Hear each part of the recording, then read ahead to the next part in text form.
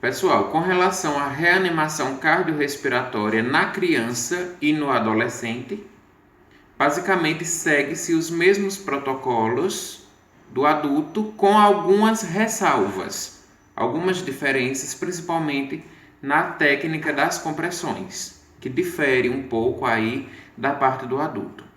Então, na criança e no adolescente, o protocolo ele confirma a sequência CAB, ao invés de ABC na avaliação primária. Então, primeiro, uma criança ou um adolescente suspeita de parada cardiorrespiratória, a gente faz a avaliação iniciando pela verificação do pulso, da presença ou ausência de circulação, para em seguida verificar como está a questão da respiração, a ventilação dele e depois a questão da boa ventilação.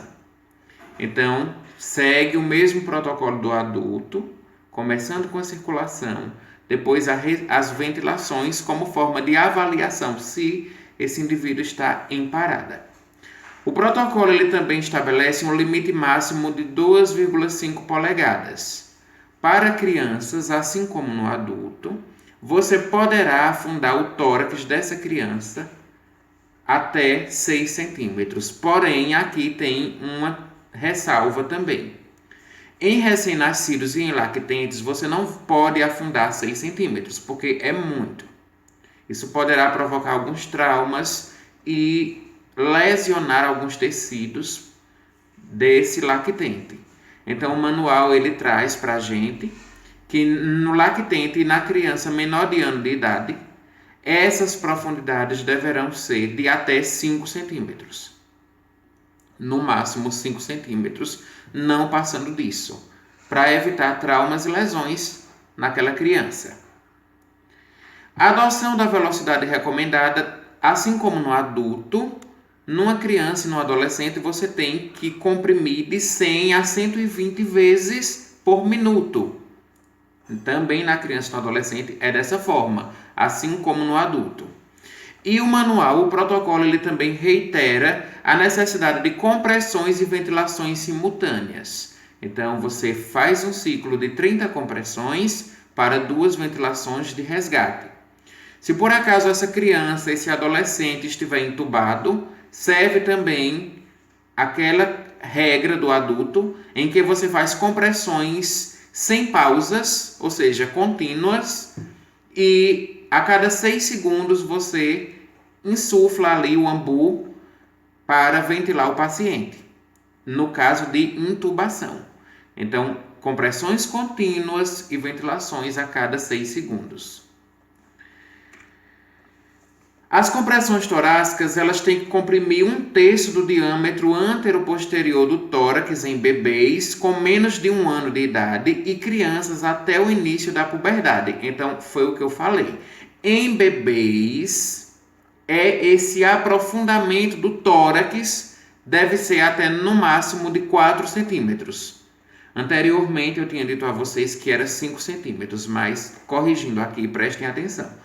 Em bebês menores de 1 ano e lactentes, você não pode ultrapassar 1,5 polegadas do aprofundamento do tórax desse bebê. Isso equivale a 4 centímetros. Então, bebês lactentes até 4 centímetros. Crianças a partir de 1, 2 anos de idade, você pode comprimir até 2 polegadas, que são 5 centímetros, certo? São crianças maiores de 1 ano de idade. Você já pode fazer um aprofundamento maior dessas compressões, podendo atingir até no máximo 5 centímetros. Nos lactentes e nas crianças menores de 1 ano, a profundidade vai até 4 centímetros. A sequência das compressões e ventilações, já falei, se essa criança não estiver entubada, segue aquela regra de 30 compressões para 2 ventilações. Se a criança estiver entubada, segue aquela regra de compressões contínuas e uma ventilação a cada 6 segundos, certo? Porém, tem uma diferença aqui na questão dessa quantidade de compressões. Se por acaso tiver 2 ou mais socorristas ali com aquela criança parada, é preferível que se faça 15 compressões para 2 ventilações de resgate, certo?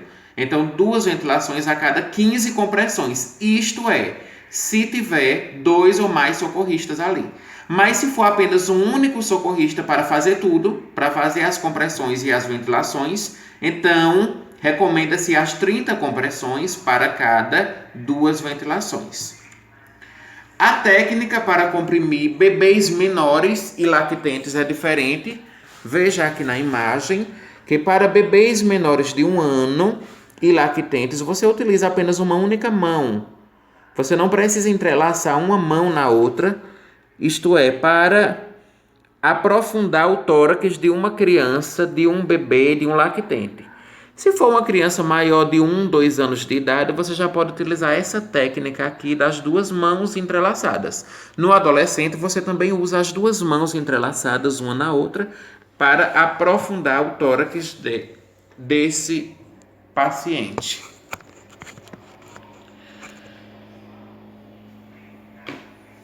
E eu gostaria aqui também de fazer uma ressalva com relação às medicações que são administradas durante uma parada cardiorrespiratória, tanto para crianças como para adultos. O protocolo ele traz 4 medicações que são prescritas, que elas ajudam a reverter uma parada cardiorrespiratória. Gostaria de fazer uma ressalva na atropina, que a atropina ela foi retirada do protocolo novo de 2015, não se administra mais o medicamento atropina durante paradas cardiorrespiratórias, porque foi visto que a atropina não tem efeito, não tem eficácia.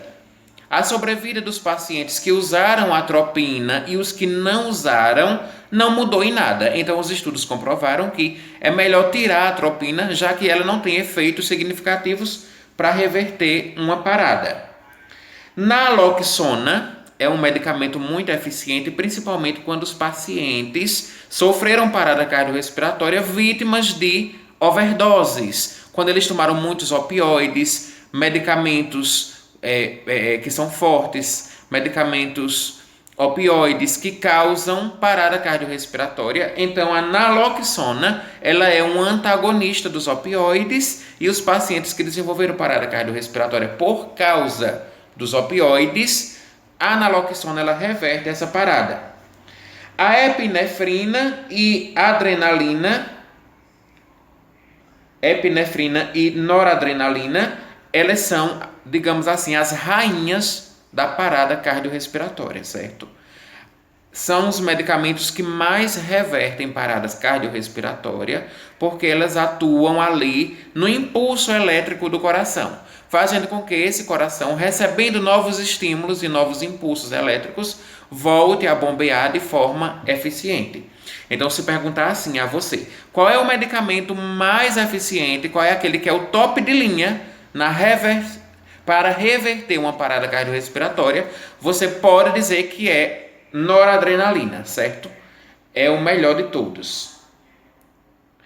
O sulfato de magnésio, junto com a mildarona, eles são antiarrítmicos e, por isso, eles também corrigem essa arritmia do paciente, essa fibrilação, essa questão dos impulsos elétricos ali que estão descontrolados. Então, a mildarona e sulfato de magnésio, bem como lidocaína, que também é outro antiarrítmico, ajudam a reverter uma eventual parada cardiorrespiratória. Então, essas são as medicações. O sulfato de magnésio, após administrar na veia, tanto o sulfato de magnésio quanto as outras, a noradrenalina, naloxona, lidocaína, a mildarona. Todas essas medicações, é importante que a gente saiba, quando a gente administra, a gente tem que empurrar mais 20 ml de água destilada para que possa empurrar essa medicação, além de diluir, ajuda a empurrar essa medicação para o interior da veia, onde essa medicação vai ganhar a circulação sanguínea e vai ajudar a chegar no coração com mais precisão, mais eficácia, para atuar ali a nível do músculo cardíaco, para que ele volte a contrair a bater de forma eficiente. Então, sempre que administra qualquer um desses medicamentos durante o momento da parada, é importante, junto com esse medicamento, você administrar 20 ml de água destilada para que esse medicamento tenha uma ação, um efeito melhor com relação à sua terapêutica ali para reverter a parada cardiorrespiratória do paciente. Bom, gente, finalizando essa parte, espero que vocês tenham entendido, tenham gostado. Qualquer dúvida pode me contatar, pode me chamar no privado, no grupo. De preferência, as dúvidas vocês coloquem no grupo, porque pode ser a dúvida de outros também. E aí a gente já esclarece para todos, certo? A atividade vocês enviem para o meu e-mail, tá lá no grupo, então envia para o meu e-mail a atividade respondida e vamos seguir adiante.